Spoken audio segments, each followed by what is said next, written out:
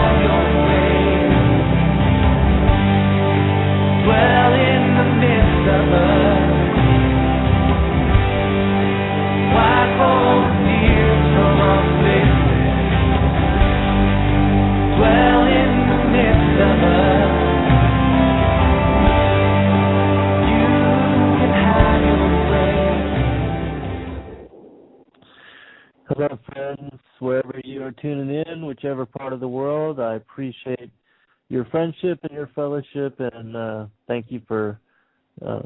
I've got a pretty decent show lined up for you today. I'm going to be talking about the Apocalypse of Baruch, which is a text not a lot of people have heard about. It's from the Pseudepigraphal collection, and it's attributed to Baruch ben Neriah from 6th century BC.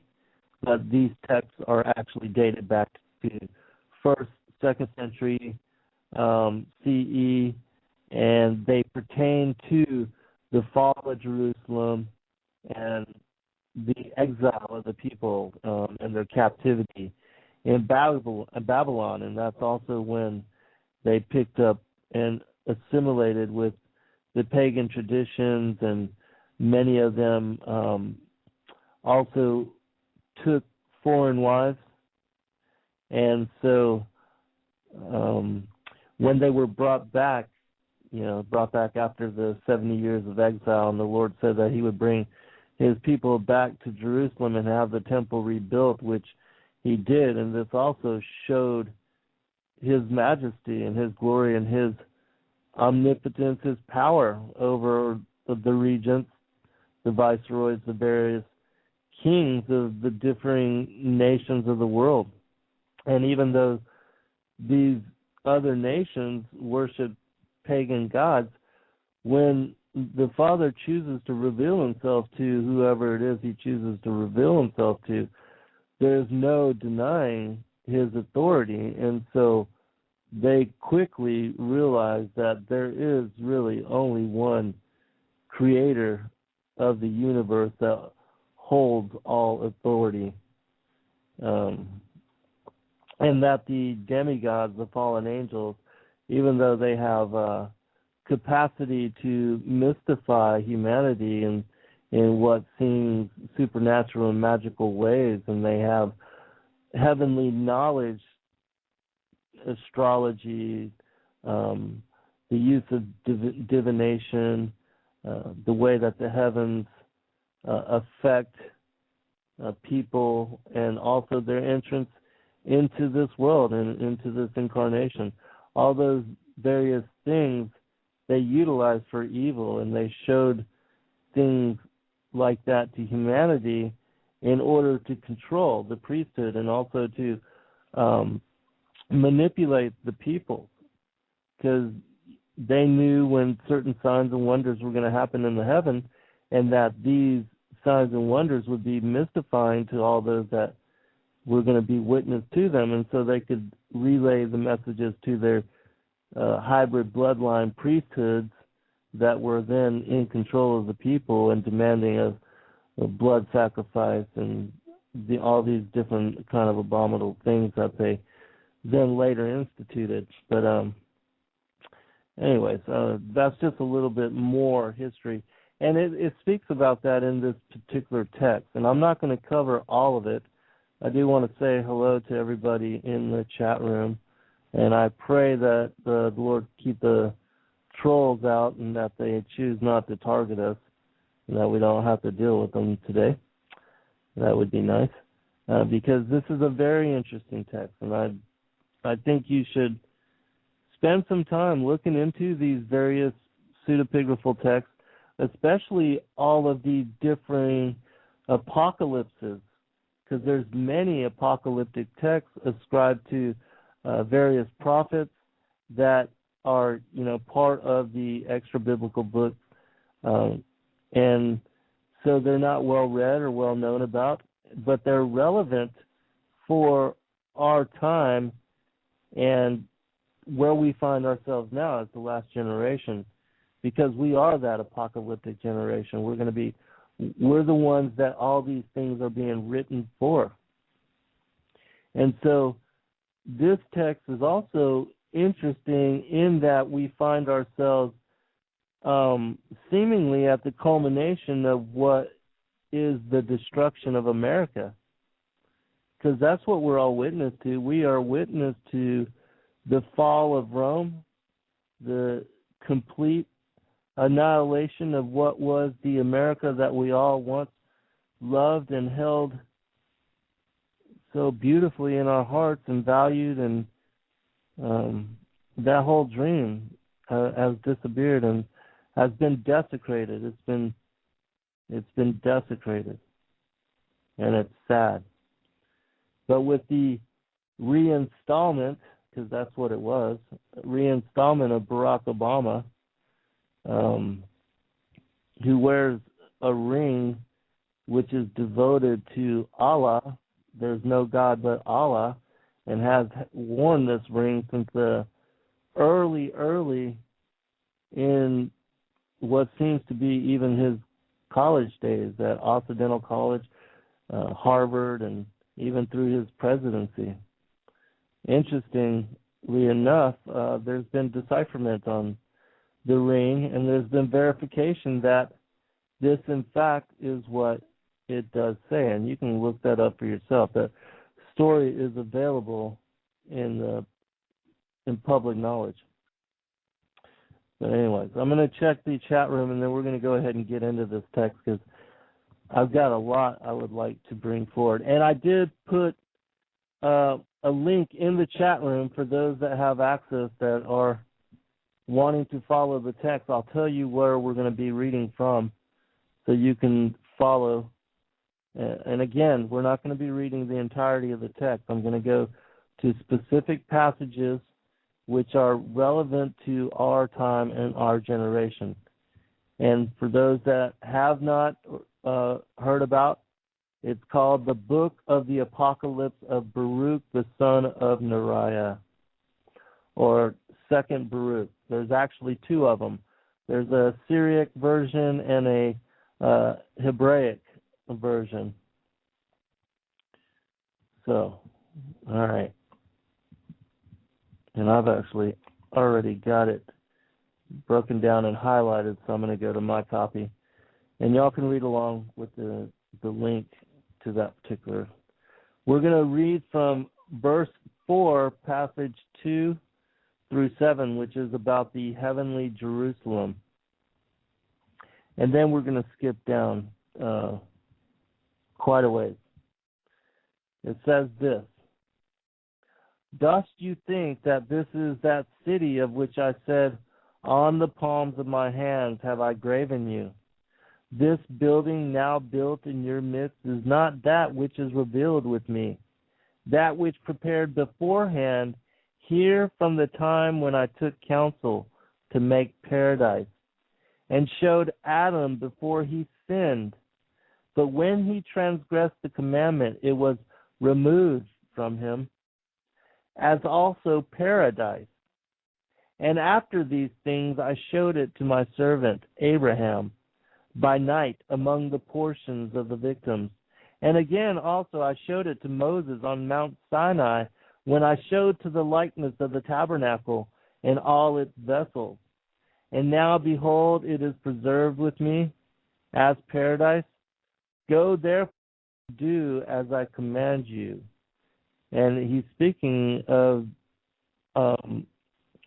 crowned thrones and that place called Heavenly Jerusalem, where we will inherit eternal righteousness and everlasting life with him. Those that are counted among the elect and that follow the ways of righteousness, that honor the commandments and serve the Father and the Son according to the testament as laid out in the Old and the New, because they are a continuation of each, and should serve as a foundation for the revelation that is contained even within the text that we're looking at here. Even this, these are different varying apocalypses. But notice this one particular passage, that which prepared beforehand here from the time when I took counsel to make paradise.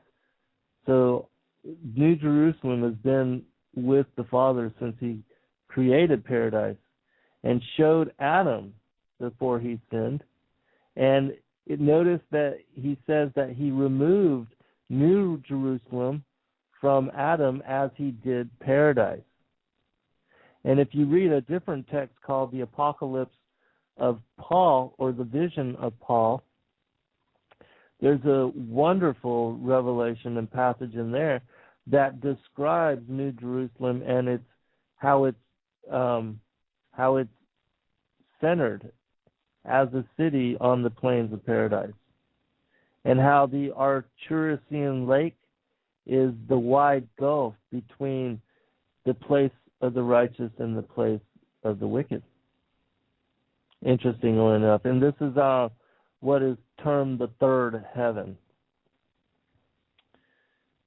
All right, so we're going to go and notice that it's basically a continuation, and that from Adam to Abraham to Moses, that this is the same God of the fathers of the patriarchs of Abraham, Isaac, all those.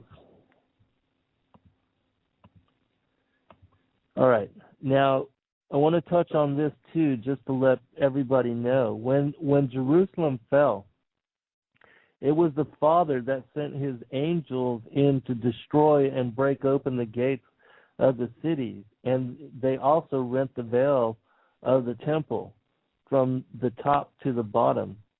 And these were signs. And it was after these things were done that the armies of the Chaldeans were allowed entrance into the city with no opposition. And so I want to verify this story for you too, to let you know that,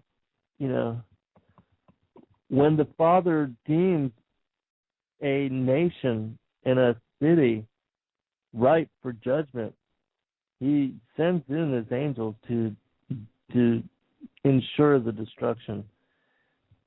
And so everything is according to plan.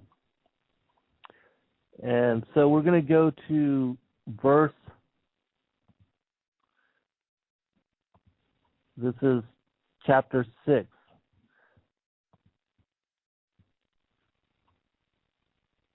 Actually, this is chapter 7, verse 1.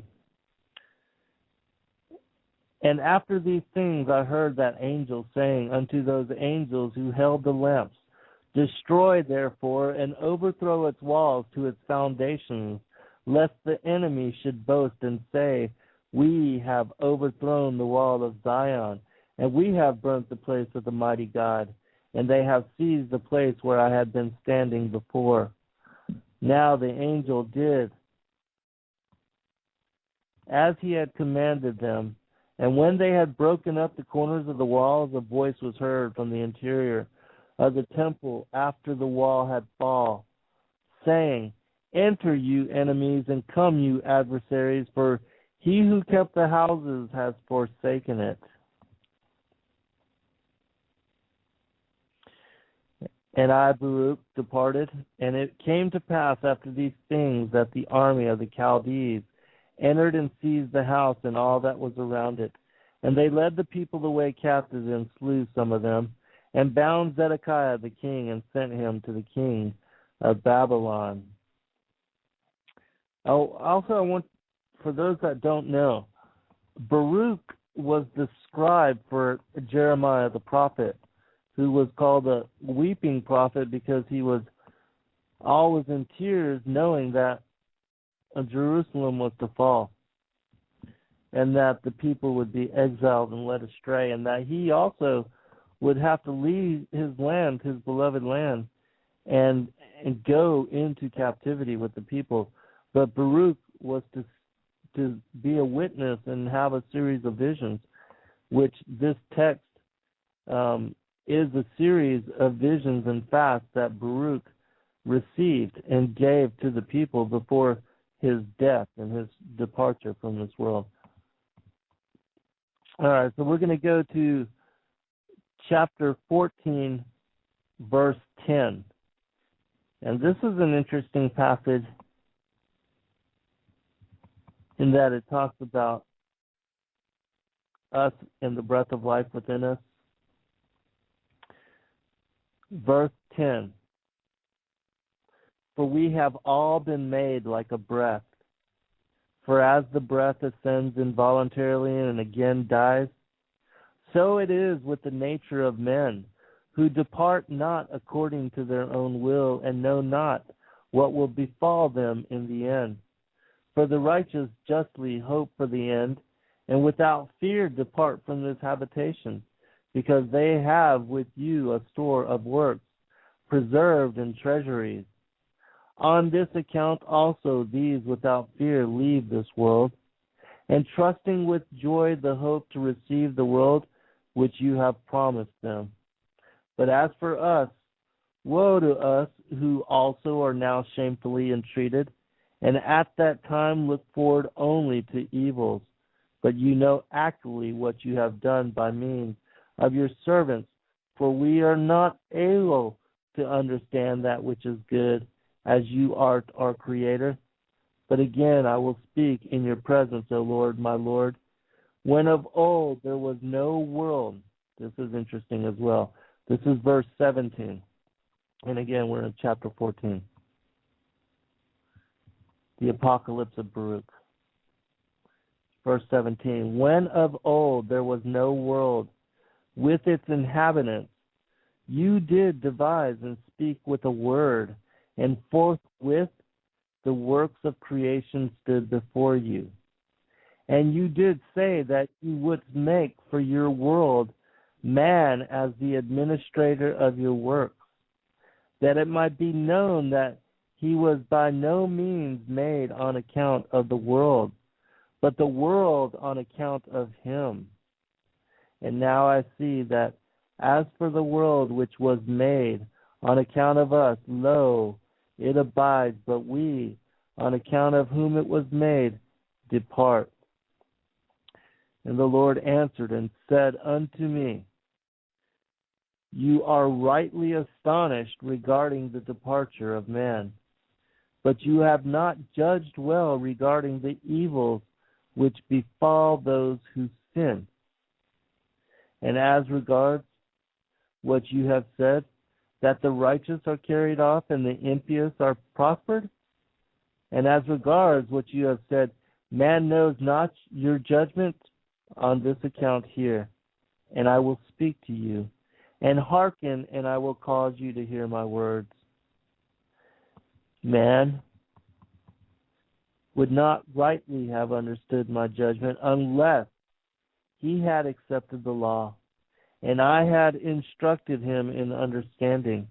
But now, because he transgressed wittingly, yea, just on this ground that he knows about it, he shall be tormented. And as regards what you did say touching the righteous, that on account of them has this world come, so also again shall that which is to come on their account. For this world is to them a strife and a labor with much trouble, and that accordingly which is to come, a crown with great glory. I'm going to stop here for a second. Now, this revelation that is given to Baruch over the series of visions that he receives is the Lord verifying that the righteous do receive reward, and that the sinners do not prosper. They may prosper in this world, but in the judgment to come, they will be rewarded accordingly to their actions and to their deeds. And so that's what Baruch was arguing initially, was that the injustice of the world was so that the evil got away with, doing all that they did. And so this is what the Lord is speaking about. But this particular passage is interesting in that it speaks about this world coming into being and being created for the sake of the righteous. And we know that that is because of salvation and eternal life being offered to the descendants of Adam, who are the inheritors of eternal life and salvation. We are those that were the descendants of light, of those that incarnated into flesh, the children of light that are now in body and flesh form. So read this passage real quick again. Verse 7.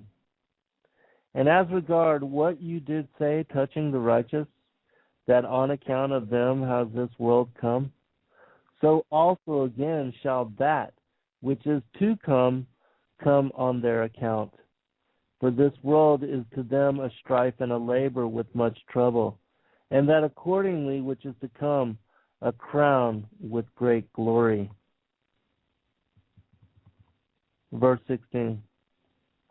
And I answered and said, O Lord, my Lord, lo, the years of this time are few and evil, and who is able in his little time to acquire that which is measureless?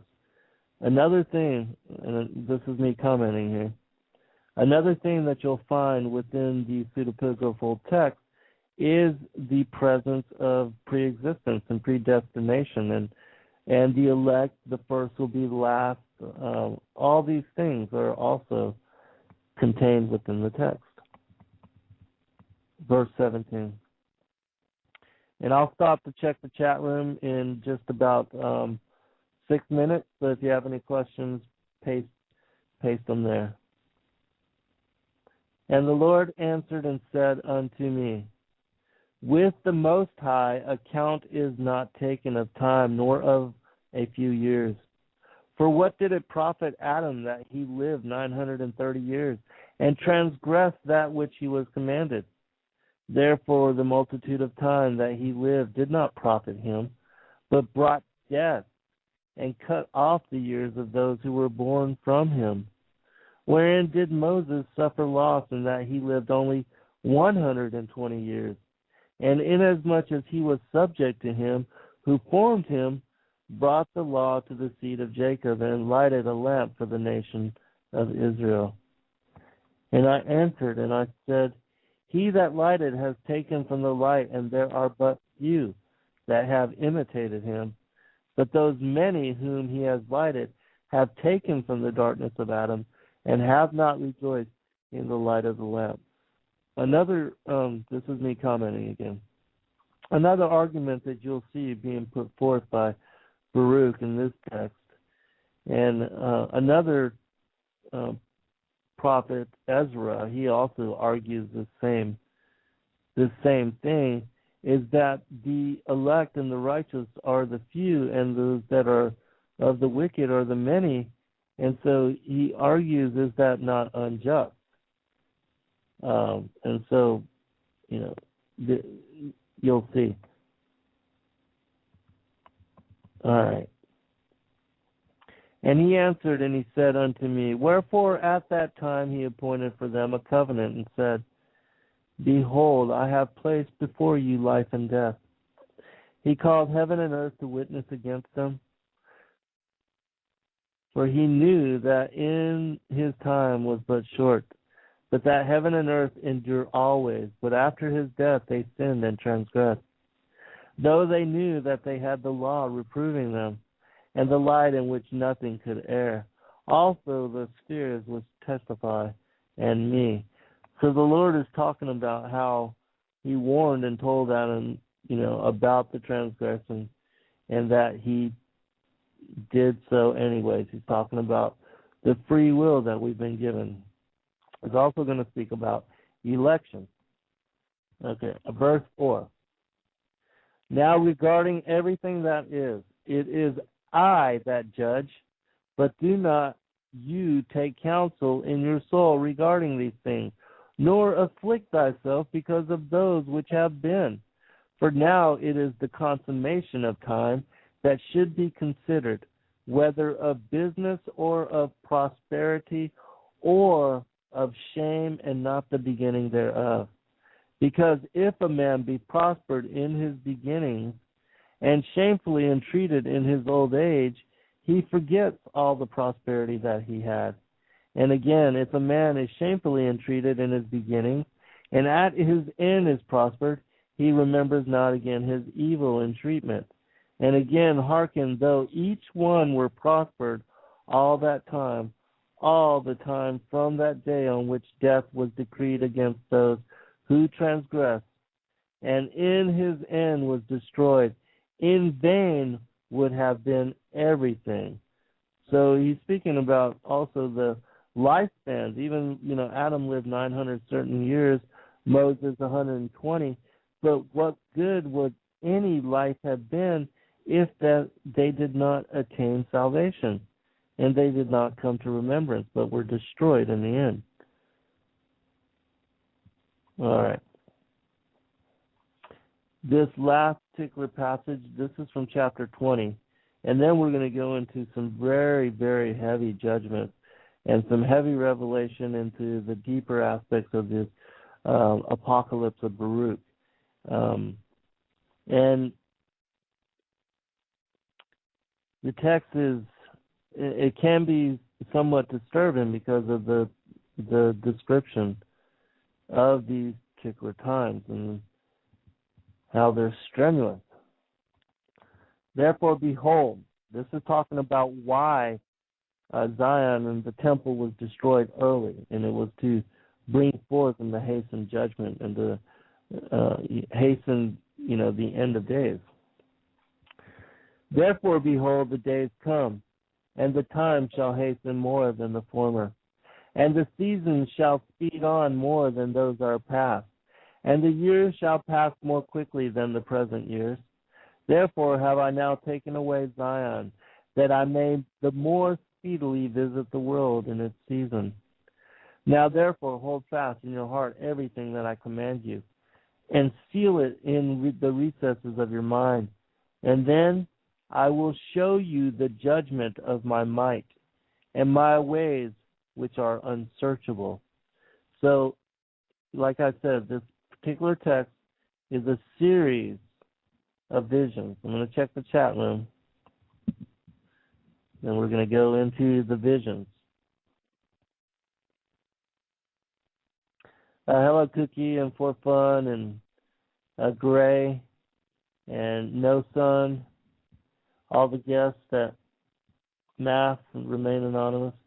All the numbered guests, welcome, and thanks for your fellowship. Okay. This is going to be interesting text. Very interesting text. All right. We're going into it. All right. So Baruch fasts for 7 days. And he does this over a series of weeks. It's like the Lord comes to him, gives him a vision, interprets the vision, how it's important for what he's asking, the revelation that he gives him. And then he tells him to fast for 7 more days. And then he comes back again, gives him another vision, describes the vision, explains it, and then he tells him to fast for 7 more days and then comes back. And so I'm not going to read all of the, what the visions were. In the revelation of the explanation of the vision, it will touch somewhat upon that. But we don't have time to go into all of those visions. And then, Baruch's prayers to the Lord, because he does fast and pray and incite the Lord to answer him and beseeches him in humbleness to bring him discernment and answer and to help him to understand all these things. And so it's a very beautiful text, and I would read it in its entirety. It's about 50 pages long, I think, as far as a PDF text. All right, we're going to go to chapter 22 and chapter 23. This is going to be about the coming judgment. All right. And we're going to begin with chapter 23, verse 4. Give you a minute to get there. Chapter 23, verse 4. Because when Adam sinned and death was decreed against those who should be born, then the multitude of those who should be born was numbered. And for that number a place was prepared where the living might dwell and the dead might be guarded. Before, therefore, the number aforesaid is fulfilled, the creature will not live again. That's an important passage there for those that think we reincarnate over time and space and through various lifetimes. We incarnate once into the flesh. Let me read that part again. Before, therefore, the number aforesaid is fulfilled, the creature will not live again, for my spirit is the creator of life, and Sheol will receive the dead. And again, it is given to you to hear what things are to come after these times. For truly my redemption has drawn nigh, and is not far distant as aforetime. And we're going into chapter 24. This is on the coming judgment. For behold, the days come, and the book shall be opened, in which are written the sins of all those who have sinned. And again, also the treasuries in which the righteous of all those who have been righteous in creation is gathered. For it shall come to pass at that time that you shall see, and the many that are with you, the long suffering of the Most High, which has been throughout all generations, those who are righteous. And I answered and I said, but behold, O Lord, no one knows the number of those things which have passed, nor yet of those things which are to come. For I know indeed that which has befallen us, but what will happen to our enemies I know not. And when will you visit your works?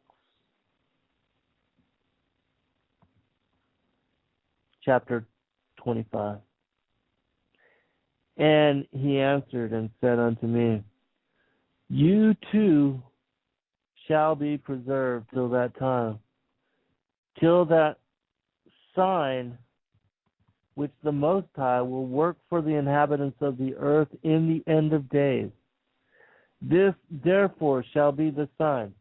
When a stupor shall seize the inhabitants of the earth, and they shall fall into many tribulations, and again, when they shall fall into great torment, it will come to pass when they say in their thoughts by reason of their much tribulation, the Mighty One doth no longer remember the earth. Yes, it will come to pass when they abandon hope, that the time will then awake. And I answered, and he said, will that tribulation which is to be continue a long time? And will that necessity embrace many years? Chapter 27. And he answered and said unto me, into 12 parts is that time divided, and each one of them is reserved for that which is appointed for it. In the first part, there shall be the beginning of commotion. In the second part, there shall be slayings of the great ones. And in the third part, the fall of many by death. In the fourth part, the sending of the sword. In the fifth part, famine and the withholding of rain. In the sixth part, earthquakes and terrors. And in the eighth part, a multitude of specters and attacks of the Shedem. And in the ninth part, the fall of fire. In the 10th part, raping and much oppression. In the 11th part, wickedness and unchastity. And in the 12th part, confusion from the mingling together of all those things aforesaid. For these parts of that time are reserved and shall be mingled one with another, and minister one to another. For some shall leave out some of their own, and receive in its stead from others. And some complete their own and that of others, so that those may not understand who are upon the earth in those days, that this is the consummation of the times. All right, we're going to revisit that here, but I want to reflect on something and focus on something that was just revealed there.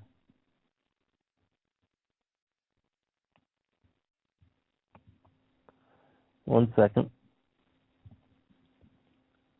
I'm highlighting it.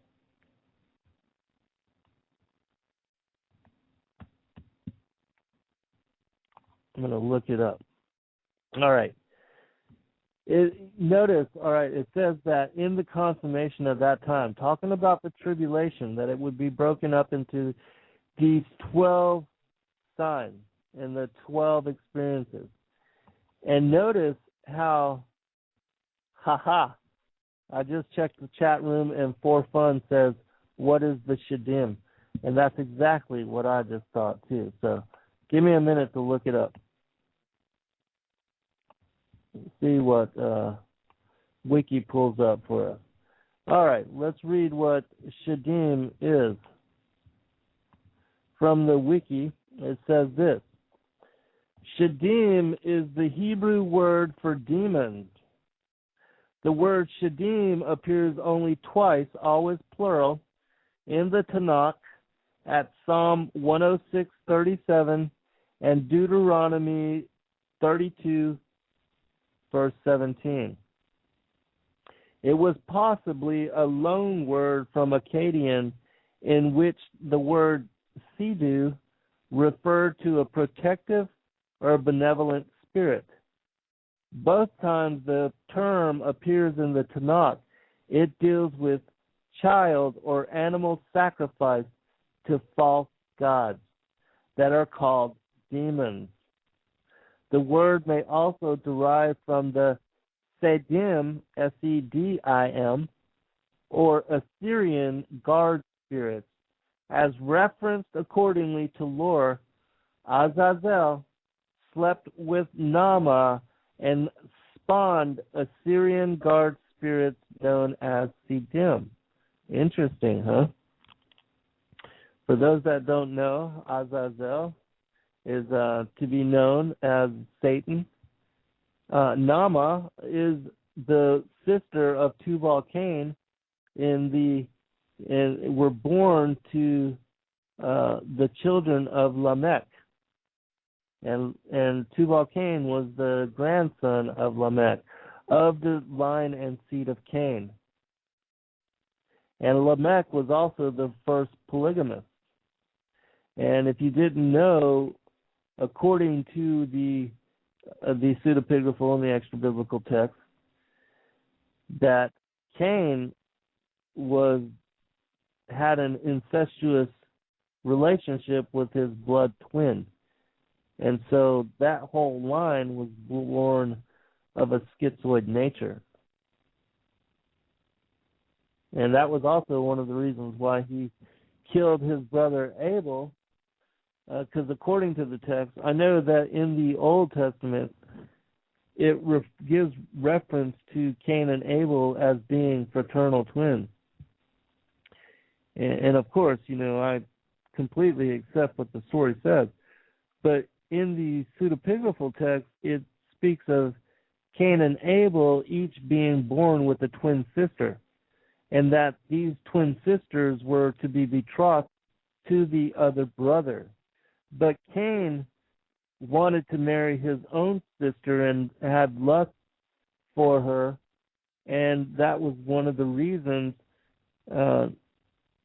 along with his denial of there being a judgment and an afterlife, that was also one of the reasons why he killed his brother. So interesting, Shadim. So let's look back at this particular passage, and let's look at the breakdown of these 12, the 12 parts of tribulation, and the way that the Lord says that they would unfold. And then let's decide where we find ourselves. How far are we into this cycle? All right, so chapter 27, again, Apocalypse of Baruch. Into 12 parts is that time divided, and each one of them is reserved for that which is appointed for it. In the first part there shall be the beginning of commotions. In the second part there shall be slayings of the great ones. In the third part, the fall of many by death. In the fourth part, the sending of the sword. In the fifth part, famine and the withholding of rain. In the sixth part, earthquakes and terrors. In the eighth part, a multitude of specters and attacks of the Shadim, or the demons. Interesting, huh? Because remember we just did that show where we talked about that giant-sized bat that man-sized bat, the 6-foot-tall, blood-sucking bat that was killed by the Peruvian army, that had like a 12 to 15-foot wingspan. Talk about specter. Or what about the Nakash, that reptilian bird that they just found in Mexico? Or the fairy that was, filmed in, little pixie fairy that was filmed in England. Or the troll, this weird-looking pincher-handed troll that was discovered, among others, in Africa. I mean, the weirdness is ongoing. And so that is a sign of where we are. That is one of the signs. And for those that don't know what I'm talking about, and if you have not listened to that show, can't even remember what the name of that show was. I think it was a Succubus Incubus show, actually. Yeah, it was, actually. You can go to the front page of fallenangels.tv, and I'll actually go there and change to the featured videos, and you'll see all the videos that I'm talking about. We also spoke about that fallen angel that was discovered in Catalonia, Spain, with his wings severed and the glowing eyes, the men that encountered that particular creature. I mean, the weirdness is ongoing. And according to the pseudepigraphal text, and according to this particular passage, that is going to be part of the experience of the tribulation. And the next part, notice the next part, the fall of fire. We're talking about fire from the heavens, not fire, we're talking the fall of fire. How do you have the fall of fire unless it comes in the form of meteors, comets, asteroids, which are also part of the biblical code associated to the return of Nibiru, or Planet X, and the return of the Anunnaki, or the star beings, the star gods, whatever you want to call them, the loosening of the angels from the river Euphrates. All these things are associated. The return of the feathered serpent, Kukulkan, Quetzalcoatl, the Nakash of Genesis chapter 3. All these things are running in tangent. And then notice, all right, we're reading on. 10th part, raping and much oppression. That's number 10. The 11th part, wickedness and unchastity. I mean, my goodness, it seems like we are in the mix of all of this, are we not? The 12th part, notice the 12th part is a mix of all of them together. So, I don't know. How far are we? Seems to me that we are close to the end. You get your opinion on that, people, in the chat room, if you would. Where do you think we are?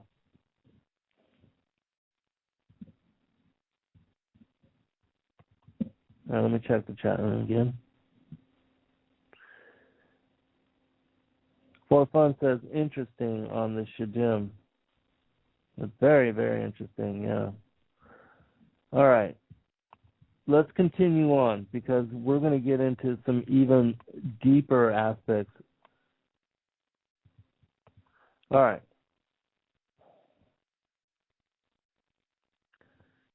Chapter 28. Nevertheless, whoever understands shall then be wise. For the measure and reckoning of that time are 2 parts a week of 7 weeks. Notice that? 2 parts a week of 7 weeks. And I answered and said, it is good for a man to come and behold, but it is better that he should not come lest he fall.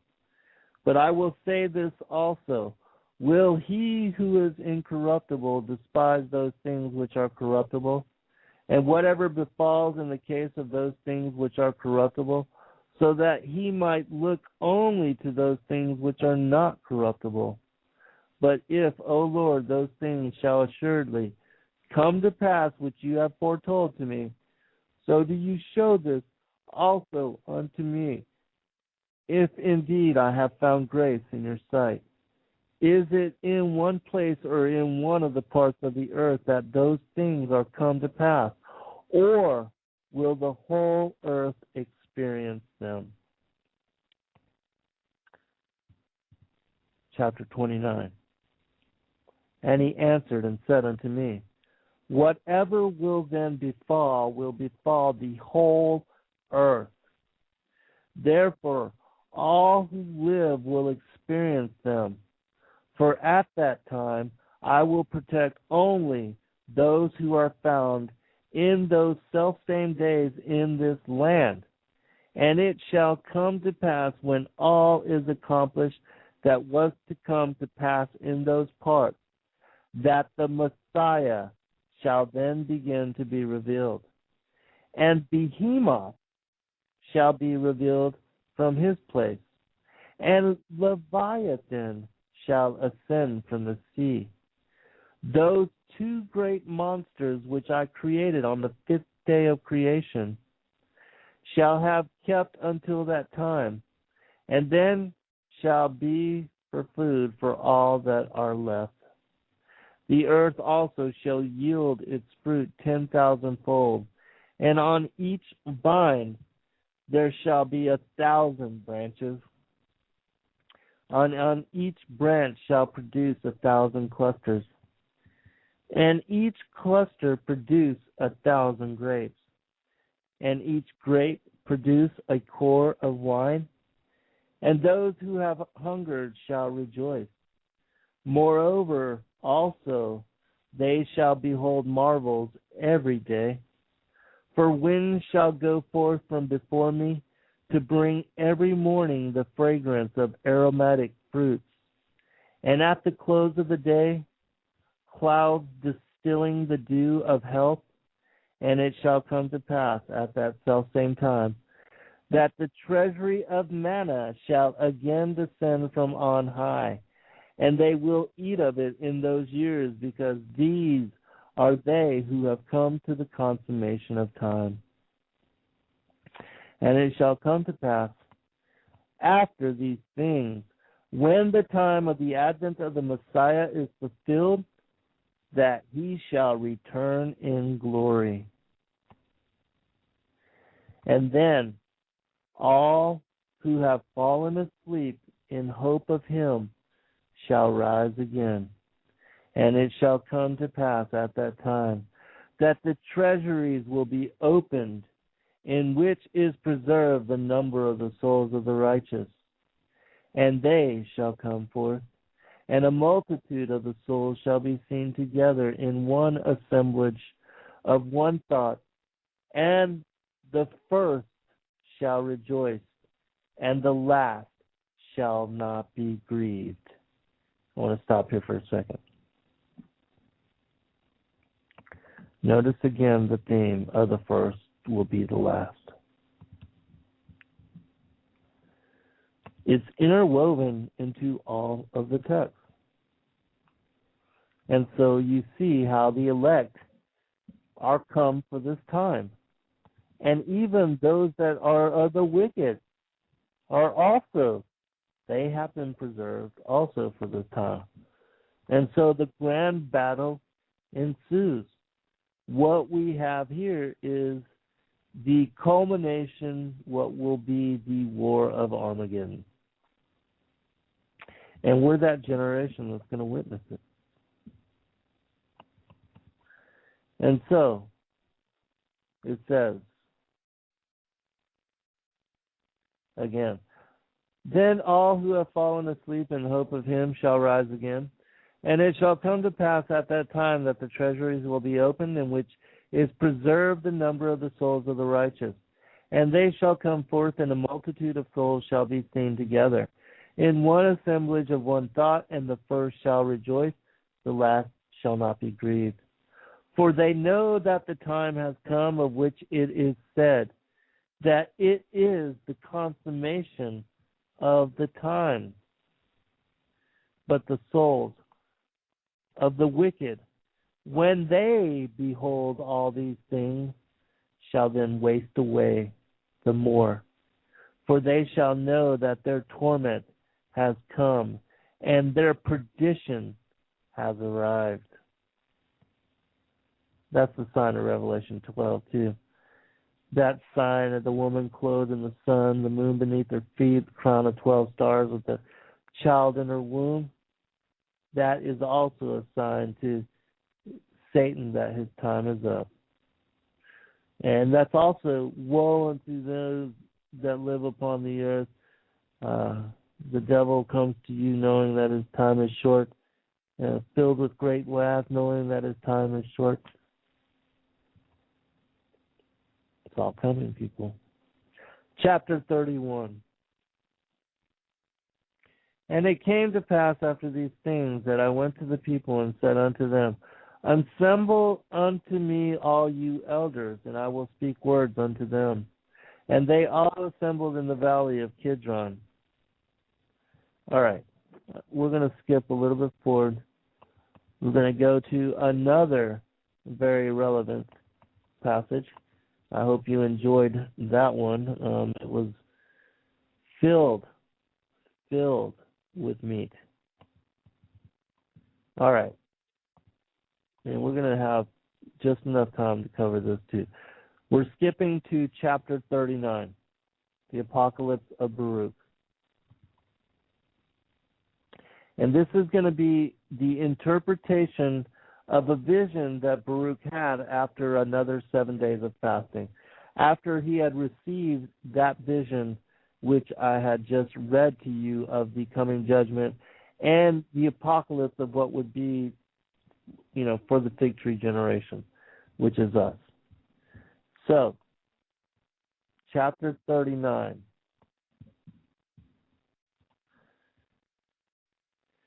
And he answered and said unto me, Baruch, this is the interpretation of the vision which you have seen. As you have seen the great forest, which lofty and rugged mountains surrounded, this is the word. Behold, the days come, and this kingdom will be destroyed, which once destroyed Zion, and it will be subjected to that which comes after it. Moreover, that also again after a time will be destroyed, and another, a third, will arise. I want to stop here for just a second. This particular passage is going to associated to the revelation that Daniel was given of the vision of the statue with the head of gold, the broad shoulders of silver, the torso of bronze that descended up. It's going to be the same thing. It's going to be speaking about the various empires that would ascend to power, and then it will also talk about what is referenced as the eagle, which will be the last empire, the reestablished Roman Empire, the New World Order that comes to power in that time and that day. All right, speaking on. A third will arise, and that also will have dominion for its time and will be destroyed. And after these things, a fourth kingdom will arise, whose power will be harsh and evil far beyond those which were before it. And it will rule many times as the forest on the plain. And it will hold fast for times and will exalt itself more than the cedars of Lebanon. And by it the truth will be hidden. And all those who are polluted with iniquity will flee to it, as evil beasts flee and creep into the forest. And it will come to pass when the time of its consummation that it should fall has approached, then the principate of my Messiah will be revealed, which is like the fountain and the vine. And when it is revealed, it will root out the multitude of its hosts, And as touching that which you have seen, the lofty cedar which was left of that forest, and the fact that the vine spoke those words with which you did hear, this is the word. The last leader of that time will be left alive, when the multitude of his hosts will be put to the sword. And he will be bound, and they will take him up to Mount Zion. And my Messiah will convict him of all his impieties, and will gather and set before him all the works of his hosts. And afterwards he will put him to death, and protect the rest of my people, which shall be found in the place which I have chosen. And as his principate will stand forever, until the world of corruption is at an end, and until the times aforesaid are fulfilled. This is your vision, and this is its interpretation. So this is speaking of the kingdom, the empire, and its fall. Notice that one particular passage. I think this is very relevant to where we are. Says, and it will come to pass, when the time of its consummation, that it should fall has approached, then the principate of my Messiah will be revealed, which is like the fountain in the vine, which is revealed, will root out the multitude of its hosts. And it's also speaking about last leader. And this last leader is going to be the devil incarnate. And he's going to be killed in the sight of his host, as revealed in Isaiah chapter 14 and Ezekiel chapter 28, which speak about Satan taking the form of a man, having the leader and rulership of man during this particular time, and how he would die the death of a man, that the Lord would bring a fire, burn him from inside out in sight of kings and queens, those that are of his bloodline. Chapter 41. And I answered and said, for whom and for how many shall these things be? Or who will be worthy to live at that time?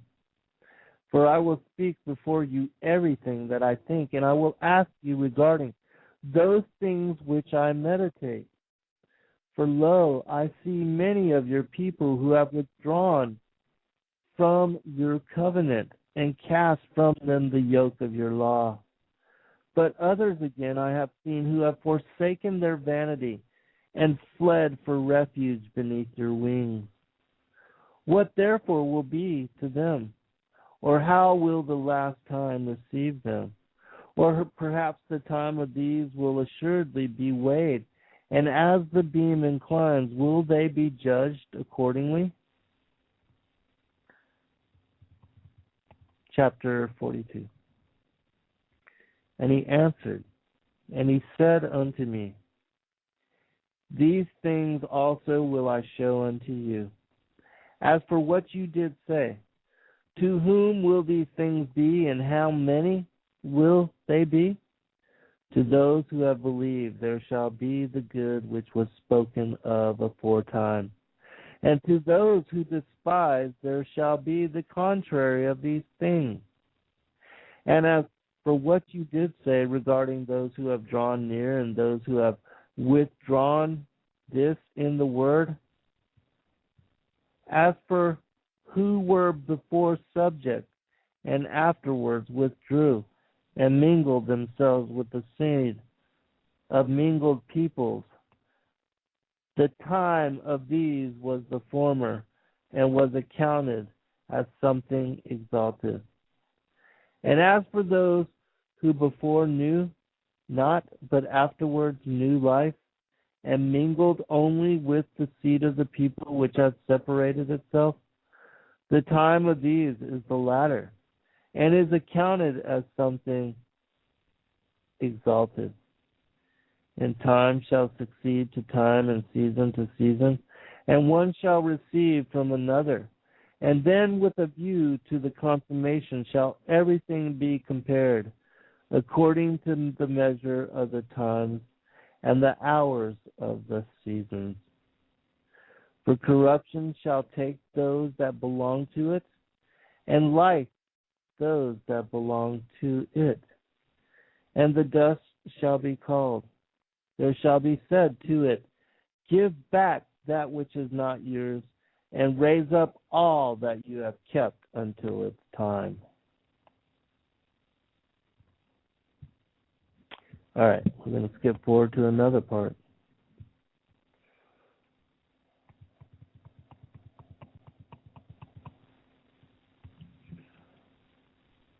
This will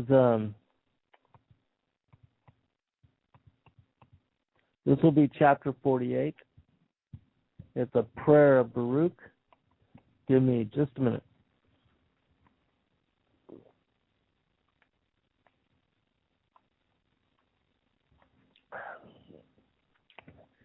All right. We're going to skip to verse 29. And this has to do also with the end of days, the tribulation, according to the Apocalypse of Baruch. In between this particular verse and that which I just read from, Baruch is given a vision of his death, and he's told by the Father that he's going to be taken and he's going to ascend up into the heavens. And so he's told to prepare his children and to prepare his visions and his teaching for publication so that they should have them for later generations. Says this, and it shall come to pass in those days that all the inhabitants of the earth shall be moved one against another, because they know not that my judgment has drawn nigh. For they shall not be found many wise at that time, and the intelligent shall be but a few. Moreover, even those who know shall most of all be silent, and there shall be many rumors and tidings, not a few. And the doing of phantasms shall be manifest, and promises, not a few, be recounted. Some of them shall prove idle, and some of them shall be confirmed. And honor shall be turned into shame, strength humiliated into contempt, and probity destroyed. Beauty shall become ugliness. And many shall say to man at that time, where hath the multitude of intelligence hidden itself? And whither hath the multitude of wisdom removed itself? And whilst they are meditating these things, then envy shall arise in those who had not thought aught of themselves, and passion shall seize him that is peaceful. Many shall be stirred up in anger to injure many, and they shall rouse up armies in order to shed blood. And in the end they shall perish together with them. And it shall come to pass at the selfsame time that a change of time shall manifestly appeal to every man, because in all those times they polluted themselves, and they practiced oppression, and walked every man in his own work, and remembered not the law of the Mighty One. Therefore a fire shall consume their thoughts, and in flames shall the meditations of their reins be tried. For the judge shall come, and will not tarry, because each of the inhabitants of the earth knew when he was transgressing. But my law they knew not by reason of their pride. But many shall then assuredly weep, yea, over the living more than over the dead. And I answered and said, O Adam, what have you done to all those who are born from you? And what will be said to the first Eve who hearkened to the serpent? For all this multitude are going to corruption, nor is there any numbering of those whom the fire devours. I'm going to stop there for a second. Revisit just a couple things here. Because how relevant to our times, you know? It says, for there shall not be found many wise at that time, and the intelligent shall be but a few. Moreover, even those who know shall most of all be silent. And there shall be many rumors and tidings, not a few. And, this is important, and the doing of phantasms shall be manifest. I'm going to stop there. Again, this is the same thing as the manifestation of the Shedem or the demons. It says here, the doings of phantasms shall be manifest. Meaning that, you know, they have all these ghost stories and all that now. But that demonic activity, you know, all that is coming to play again in this, the end of days. All right.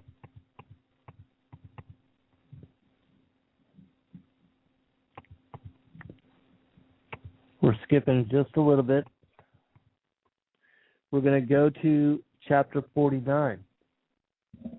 And this is going to be speaking about the resurrection and the destinies of the righteous and the wicked, which is, you know, basically the theme of the book is, you know, because Baruch did not believe that he felt like those that were evil, you know, got a hand up in this world. And so the Lord is verifying to him that, no, it's not set up that way, that the righteous will inherit rest and eternal life. Chapter 49, the Apocalypse of Baruch. Nevertheless, I will again to ask from you, O mighty one, yea, I will ask made all things. In what shape will those live who live in your day? Or how will the splendor of those who are after that time continue? Will they then resume this form of the present and put on these entrammeling members, which are now involved in evils, and which evils are consummated? Or will you perchance change these things which have been in the world, as also the world? He's talking about our flesh bodies here, our flesh form. And he answered and said unto me, hear, Baruch, this word, and write in the remembrance of your heart, and all that you shall learn. For the earth shall then assuredly restore the dead, which it now receives in order to preserve them. It shall make no change in their form, but as it has received, so shall it restore them. And as I delivered them unto it,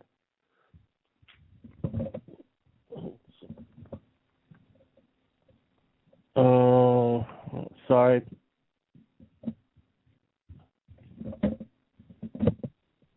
My cat jumped on the keyboard. I apologize. Gotta find my place.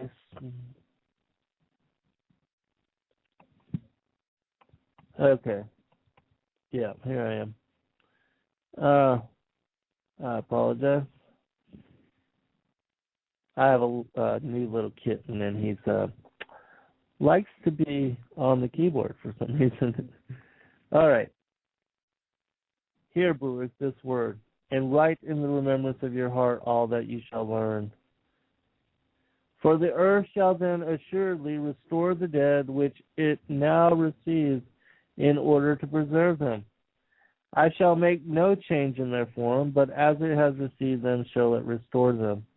And as I deliver them unto it, so also shall it raise them. For then it will be necessary to show the living that the dead have come to life again, and that those who had departed have returned again. And it shall come to pass, when they have severally recognized those whom they now know, then judgment shall grow strong, and those things which before were spoken of shall come. And it shall come to pass, when the appointed day has gone by, that then shall the aspect of those who are condemned be afterwards changed, and all the glories of those who are justified. For the aspect of those who now act wickedly shall become worse than it is, as they shall suffer torment. Also, as for the glory of those who have now been justified in my law, who have had understanding in their life, who have planted in their heart the root of wisdom, then their splendor shall be glorified in changes, and the form of their face shall be turned into the light of their beauty, that they may be able to acquire and receive the world which does not die, which is then promised to them. For over this, above all, shall those who come then lament, that they rejected my law, and stopped their ears that they might not hear wisdom, or receive understanding. When therefore they see those over whom they are now exalted, but who shall then be exalted and glorified more than they shall respectfully be transformed. The latter into the splendor of angels. There you go. Remember I told you, first estate, return to our angelic bright natures. They shall respectively be transformed, the latter into the splendor of angels, and the former shall yet more waste away, in wonder at the visions and at the beholding of the forms. For they shall first behold and afterward depart to be tormented. So let's highlight that again.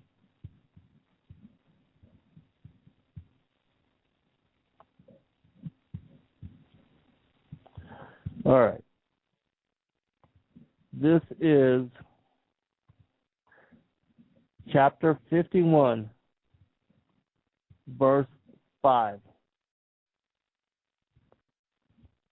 Chapter 51, verse 5, it says, when therefore they see those of whom they are now exalted, but who shall then be exalted and glorified more than they shall respectively be transformed. The latter into the splendor of angels, that's us, and the former, those, the rebel angels, the fallen angels, those that left their first estate and that chose not to go back or to rebel. The former shall yet more waste away in wonder at the visions and in the beholding of the forms, for they shall first behold and afterwards depart to be tormented. But those who have been saved by their works, and to whom the law has been now a hope,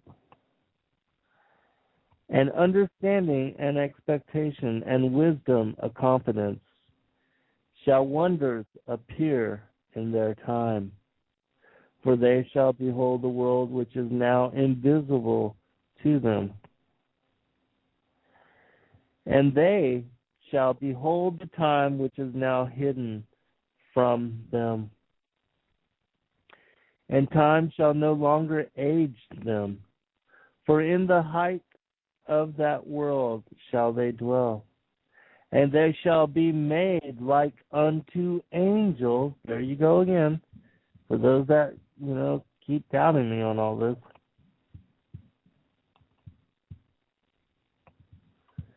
They shall be made like unto angels, and be made equal to the stars. And they shall be changed into every form they desire, from beauty into loveliness, and from light into the splendor of glory. Okay? So, we're returning back to our natural state, to the state that we were created in our first world age lives, when the Father and the Son created us and knew us. We're going back to that form of being, that angelic, bright-natured, immortal state of being. That's what we're returning to. Hopefully, that's what we pray, and I pray every day that we be counted among the elect so that we can return to our first estate. Oh, goodness, we're running out of time. Let me read just a little bit more. I want to read chapter 51, verse 12 says this. Moreover, there shall then be excellency in the righteous, surpassing that in the angels. For the first shall receive the last, those whom they were expecting, and the last those of whom they used to hear that they had passed. There it is, the theme. The first shall be the last. Again. And surpassing that in the angels, talking about the fallen ones. Because we're going to take over their first estate. Those positions they abandoned, that they no longer want part of. All right, this is going to be the final passage that I can read. I didn't even get through half the book. I'll do another show, a follow-up on this, because there's a whole nother vision and revelation of the coming of the Messiah tied to the end times revelation, and I didn't even get to touch on any of that. So I'll do a follow-up. Quickly, going to chapter 56, verse 5. We'll go ahead and begin the first part of this vision. And as you did previously see on the summit of the cloud, black waters which descended previously on the earth, this is the transgression wherein with Adam the first man transgressed.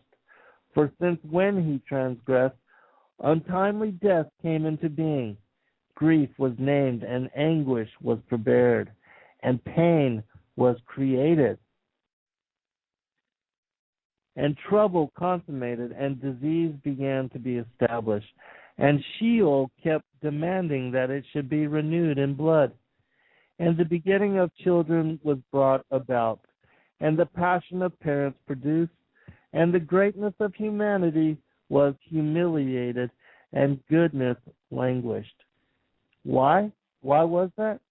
Because we were reduced from our angelic natures to now having to incarnate and be born into a fallen state of being in a fallen world where we were under the rule of devils and demons bent on murdering, oppressing, and keeping us as a slave race.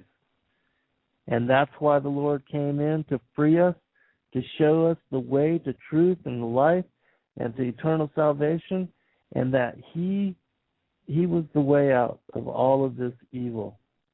And He was the way to ascend back to our first estate. He was the example. So that's why it's important to understand the story. That's why it's important for you to come to remembrance. realize who you are. All right, real quick update. Jazz asked any link. No, I'm just basically put in a link earlier, Jazz, to the book that I read from, the Apocalypse of Baruch, which you can just search it in Google. Quick update on my book, Sons of God, Who We Are, While We're Here. I'm still autographing and sending and shipping those out. There will be another shipment sent out on Monday for those that are interested in getting and purchasing the book. You can email me, Zen Garcia, ZenGarcia 2010 and I'm also bundling my third, fourth, fifth, and sixth books together. For those that are interested in a package deal, I am making those available for $75 for the 4, and I'm autographing all of them as well. So, and also want to just let everybody know the official release date from Tate Publishing will be the 29th of January, and it will be available to all the different web portals and should be found also in the various bookstores, physically available in the various bookstores across the country. So, praise God for that. I just give thanks. Glory to the Father and the Son for the servant. I pray that all of you awaken to who you are, why you're here, what all this is about. And please do share feedback with me when you can. I appreciate the questions, and I appreciate the fellowship. And with that, we're going to end it. God bless all. May the Father continue to watch over and keep you all safe. And you.